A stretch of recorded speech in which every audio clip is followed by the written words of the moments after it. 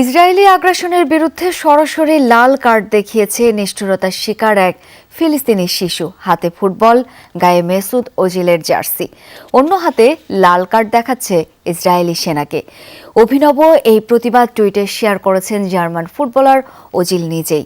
অন্যদিকে বর্বরতার শিকার 10 বছর বয়সী আরেক শিশুর আর্তচিৎকারের ভিডিও শেয়ার করে ফিলিস্তিনের প্রতি সংহতি প্রকাশ করেছেন English cricketer Sam billings. I'm always sick. I'm always, I don't know. I can't do anything. What do you expect me to do? Fix it? I'm only 10. ইসরায়েলি বর্বরতা আর নিষ্ঠুরতার শিকার 10 বছর বয়সী এই ফিলিস্তিনি শিশু। I don't have to be a doctor or anything to help my people. I can't. I'm just a kid. I don't even know what to do. সাক্ষাৎ নরকে পরিণত হওয়া ফিলিস্তিনে কেমন আছে কোমলমতি শিশুরা? ধ্বংসযজ্ঞে কেমন কাটছে তাদের দিন? সব প্রশ্নের উত্তর নাদিনা তায়েফের এই অসহায় আত্মচিৎকারে। You see all of the kids around me? They're just kids.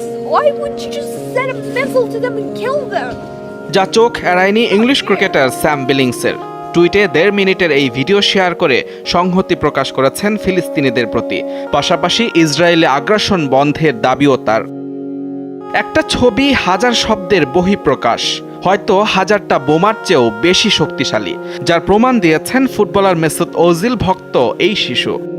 বন্দুকের নলের সামনে দাঁড়িয়ে সরাসরি লাল কার্ড দেখালেন ইহুদি সেনাদের। অভিনব প্রতিবাদ টুইট বার্তায় শেয়ার করেছেন German footballer Mesut Ozil. Real মাদ্রিদের হয়ে 23 নম্বর জার্সিতে আলো ছড়িয়েছিলেন ওজিল।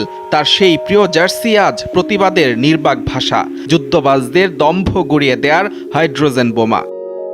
যার বাহক কোমলমতি এক শিশু, এক হাতে ফুটবল, অন্য হাতে লাল কার্ড দেখিয়ে বুঝিয়ে দিল শান্তির পৃথিবীতে যুদ্ধবাজদের জায়গা নেই, শিশু হত্যাকারীদের ছাড় নেই, তোমরা অনাহত বেরিয়ে যাও।